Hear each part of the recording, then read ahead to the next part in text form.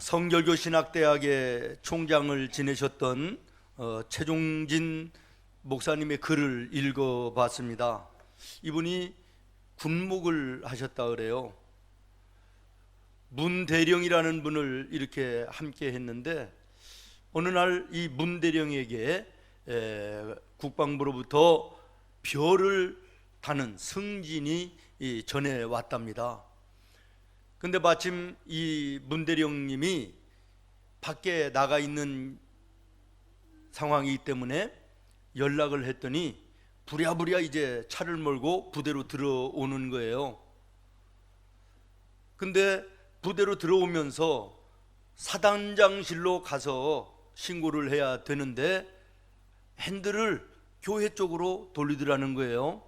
그러더니 성전에 들어가서 하나님께 눈물을 흘리며 감사의 기도를 드리고 나서 나와서는 아들뻘 같은 자기에게 목사님 기도해 주셔서 너무 감사합니다 그러면서 인사를 하더라는 거예요. 그러면서 뭐라고 얘기하냐면, 이분이 쓴 글의 결론입니다. 감사하는 사람은 역시 큰 사람이더라는 것이에요.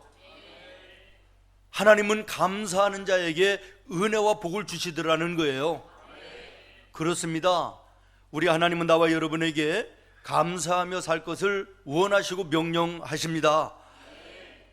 명령하실 뿐만 아니라 이 감사에 대한 조건, 감사에 대한 열매, 감사에 대한 축복을 우리들에게 말씀하십니다. 오늘 본문 말씀에도 여러분 다시 한번 보시기를 바랍니다. 24절입니다. 너희가 내게 감사하라는 거예요. 감사하면 내가 어떻게 해주길 것이냐를 말씀하시는데, 내가 이방 나라들을 내 앞에서 쫓아내고 내 지경을 넓히리니 내가 매년 3번씩 여호와 내 하나님을 뵈려고 올 때에 아무도 너의 땅을 탐내지 못하게 하리라. 감사하는 자에게 하나님께서는 은혜와 복을 주신다는 것이에요. 험한 세상 가운데서도 지켜주시고 보호하여 주시겠다라는 말입니다.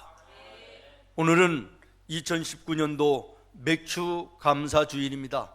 저는 이 맥주 감사절을 묵상하면서 어떤 생각을 했냐면, 그렇다, 맥주 감사절은 우리 성도들의 영적 건강을 진단받는 날이다, 이런 생각을 했습니다.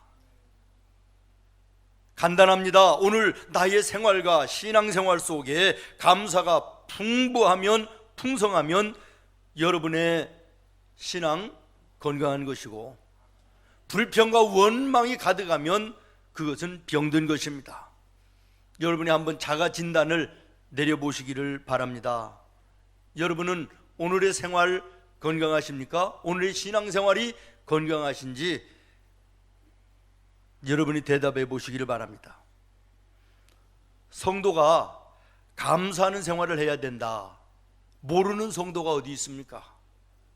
우리 장로님도 기도하시는데 지금까지 함께 하신 우리 하나님 모든 것이 감사라고 기도하셨지 않습니까? 범사에 감사하라, 이는 너희를 향하신 하나님의 뜻이니라. 데살로니가전서 5장 18절의 말씀을 모르는 성도가 어디 있습니까? 말씀으로도 감사하며 살아야 된다, 너무나도 잘 알고 있습니다.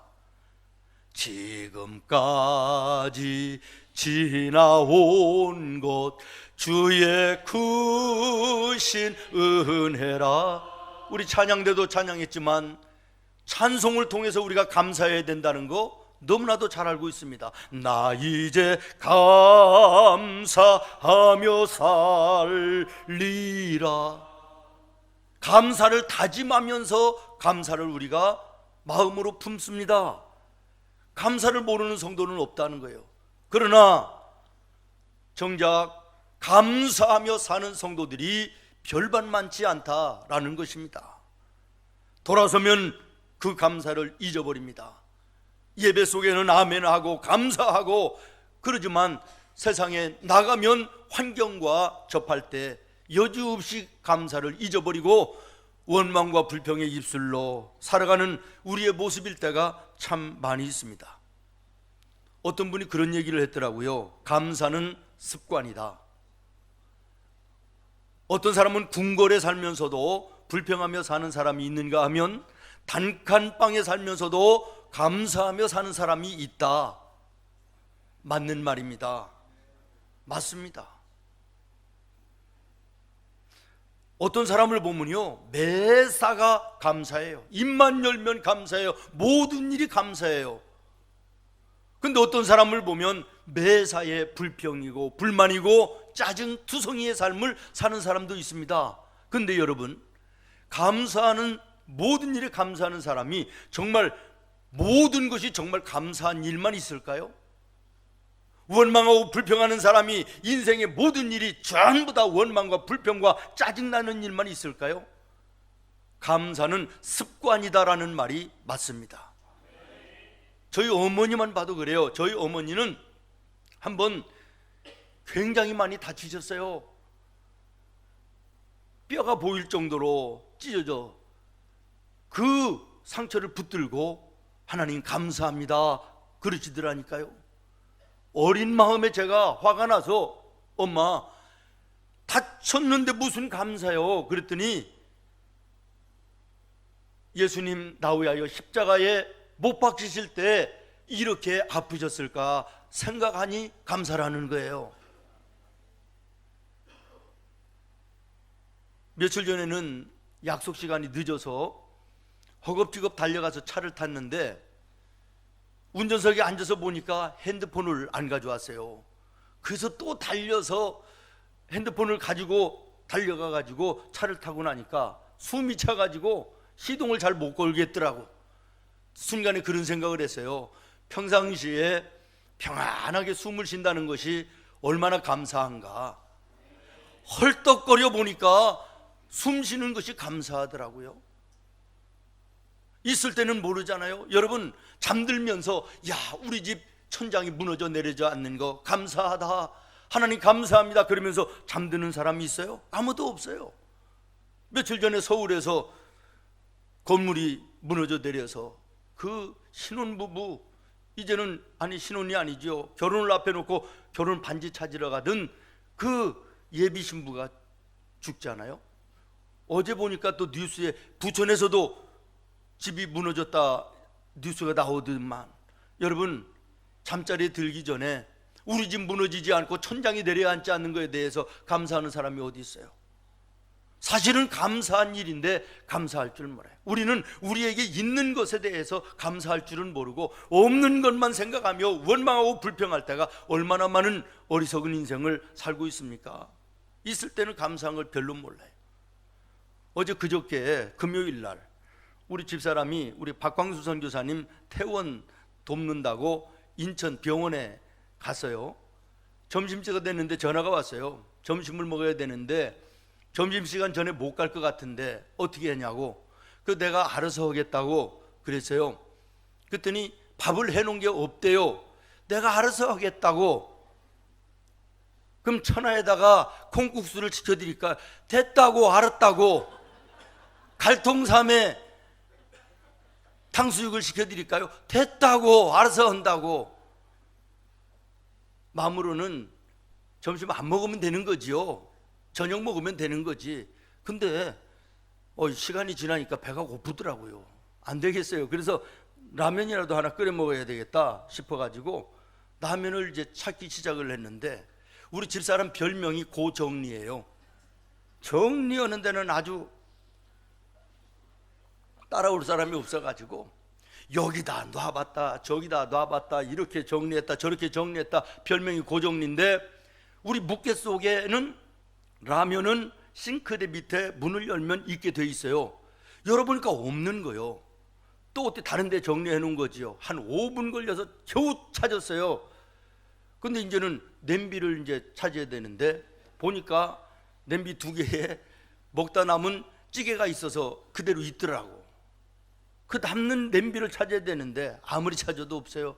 그것도 한 5분 이상 찾아서 겨우 찾았는데 이제는 끓이는데 그냥 라면은 먹기 싫더라고. 그래서 이제 김치라면을 해야 되겠다 싶어서 김치 정도야 뭐 냉장고 열으면 바로 있으니까 넣었어요. 야, 김치만 넣어갖고는 제맛이 안 나는데 파를 좀 쏭쏭 썰어서 좀 넣어봐야 되겠다. 파를 찾아도 있어야지.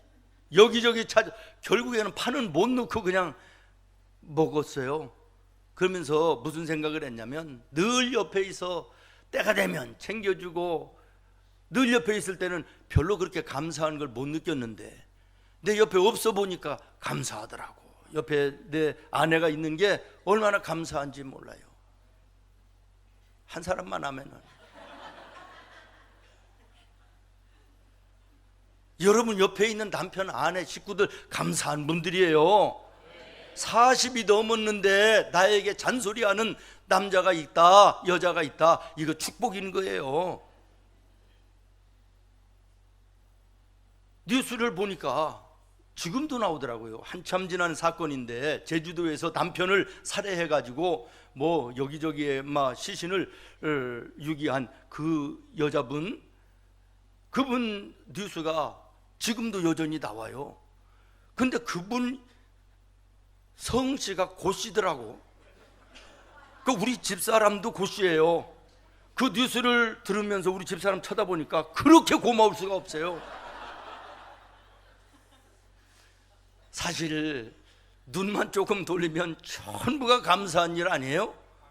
근데 우리 감사하지 못하고 사는 것이 우리의 모습이에요. 그때는 그 일이 정말로 힘들고 어려워서 정말 의지적으로라도 이것을 감사함으로 바꿔야 되겠다 해봐도 안 되던 그 어려운 일 지나놓고 보니까 그것도 역시 감사더라고요. 제가 우리 생문교회에서만 33년을 지금 목회를 하고 있는데, 지난 33년 동안 저를 편안하게 해주고 나를 도와서 하나님의 교회를 이루신 모든 성도들 참 감사한데, 그런데 때로는 힘든 일도 있었고 힘들게 하는 사람들도 없지 않아 있었는데, 지금 돌아보면 오히려 나를 힘들게 하고 어렵게 했던 그 사람들이, 그분들 때문에 내가 오늘 좀 더 성숙한 나의 모습이 되지 않았나 생각하면서 감사가 되더라고요. 여러분, 오늘 본문은 하나님의 백성들에게 하나님께서 직접 명령하신 세 가지가 나옵니다. 유월절을 지켜라, 맥주절을 지켜라, 추수감사절인 수장절을 지키라 라는 것입니다. 오늘 우리가 지키는 이 맥주절, 첫 열매를 거두는 초실절이라고도 얘기합니다.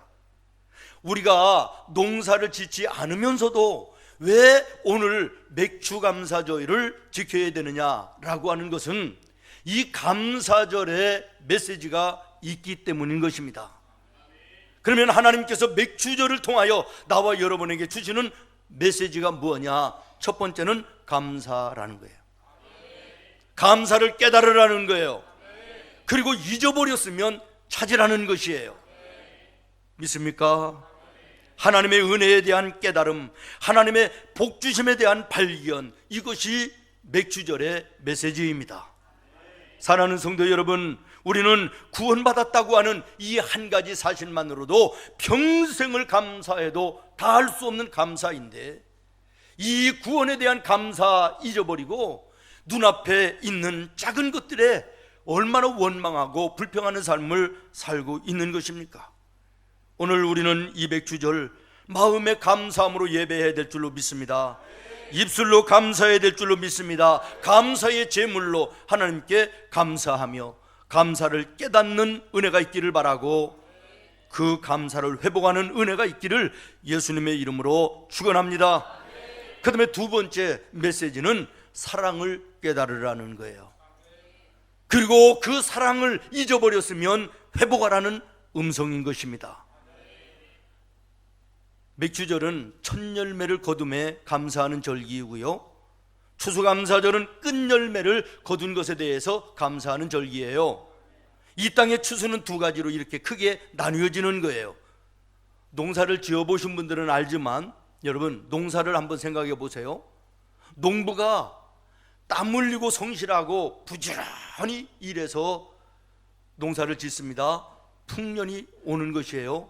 그러나 아무리 농사를 잘 짓는 농부가 기술이 좋고 열심히 일했다 할지라도 밤과 낮이 없고 바람이 없고 비가 내리지 않고 이슬이 내리지 않는 그런 상황이라면 풍년이 가능하겠느냐라는 거예요. 성실하게 땀 흘려 열심히 수고하는 기술, 이것은 농부의 몫이지만 비가 내리고 밤낮이 있고 바람이 불고 이 모든 것은 창조주가 하시는 것이지 않습니까? 그러면 그 창조주가 누구이십니까? 하나님 아니십니까? 그렇습니다. 감사절의 메시지는 하나님의 사랑을 깨닫는 것입니다. 내가 오늘 건강하고 내가 오늘 사업이 잘 되고 나의 가정이 오늘 평안하고 내가 오늘 내 자녀들이 잘 되는 거, 이 모든 것이 내 것이 아니라, 내가 잘나서가 아니라, 내가 하는 것이 아니라 하나님이 내게 은혜를 주셨기 때문이다. 건강 주셨으니 일할 수 있어. 건강 주셨으니 기술도 습득할 수 있어. 건강 주셨으니 사업도 할 수 있어. 건강 주셨으니 내 오늘의 모습이 있음을 감사하면서 하나님 나에게 베풀어 주신 그 사랑을 깨닫는 것이 맥주절의 메시지다, 그런 말이에요. 여러분, 아벨과 가인이 우리처럼 똑같은 자리에서 함께 예배를 드렸습니다. 잘하는 것처럼 아벨의 예배는 하나님이 기쁘시게 받으시고 아벨을 축복하셨습니다. 그러나 가인의 예배는 받지 않으시고 저주스러운 인생으로 가인은 끝나고 맙니다. 여러 가지 말씀들이 있지만 간단합니다. 하나님이 받으시는 아벨의 예배는 아벨이 하나님 나에게 향하신 그 사랑에 대해서 뜨거움으로 감사했다는 거예요.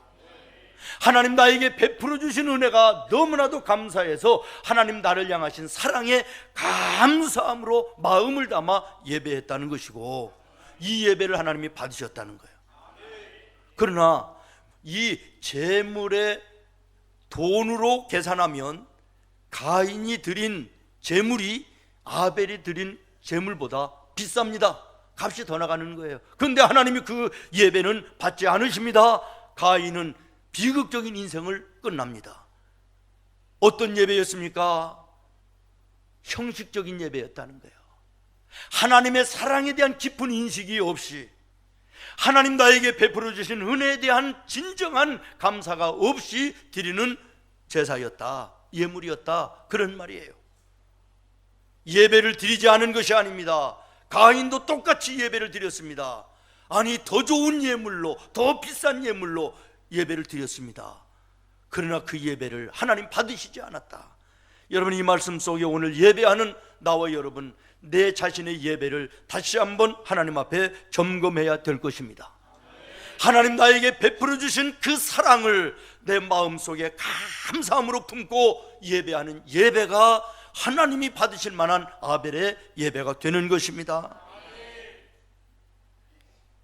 레위기 23장에 보면 너의 곡식을 거둘 때 첫 이삭을 한 단 가지고 제사장 앞에 먼저 가지고 가라, 이렇게 말씀하셨습니다. 이것은 무슨 얘기냐? 이 곡식을 주시기까지 이른 비와 늦은 비와 밤과 낮과 바람을 불어 풍성케 하신 하나님, 그 사랑에 감사합니다 라고 하는 하나님의 사랑을 인정하라는 거예요.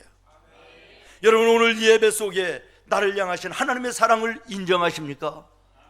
여러분의 마음속에 나를 향하여 베풀어 주신 지난 반년 동안에 하나님의 사랑에 감사한 마음으로 하나님께 예배하고 있습니까? 그렇게 되기를 바랍니다. 주일이니까, 예배하는 날이라니까 예배의 자리에 앉아있는 가인의 예배가 될 수 있음을 기억하시자라는 것이에요. 또 하나는 이 맥주절에 이웃에 대한 사랑을 깨달으라고 말씀하십니다. 레위기 23장에 보면 22절에 너희가 땅에서 곡식을 벨 때 반 모퉁이 끝까지 다 베지 말고 떨어진 것이 있을 때 그것을 도로 줍지 말라. 왜 그러십니까? 배고픈 너의 이웃이 너희의 밭에 와서 먹을 곡식을 얻어갈 수 있도록 좀 남겨두라는 거예요. 이웃을 사랑하는 마음을 품으라는 거예요. 이것이 맥추절에 우리를 향하신 하나님의 음성인 것이에요. 너 지금까지 너의 가정과 너의 목숨만을 위해서 잘 먹고 잘 살겠다고 정신없이 살아온 것은 아니냐?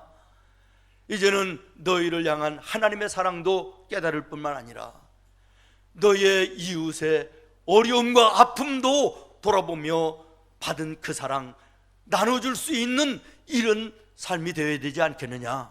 이것이 맥추절의 메시지인 것입니다. 한마디로 맥추절은 위로는 하나님의 사랑을 깨닫고 땅으로는 이웃에게 사랑을 베푸는 이 절기가 맥추절임을 기억하시기를 바랍니다.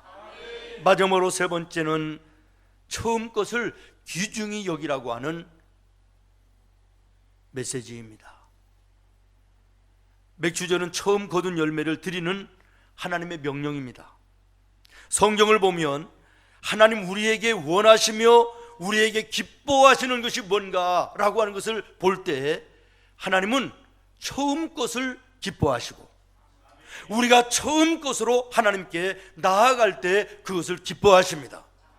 여러분, 성경의 위대한 믿음의 인물들을 보십시오. 자기 삶의 가장 처음 것들을 하나님께 드리며 예배하고 영광 돌리는 삶을 살았던 자들임을 발견하게 될 것입니다.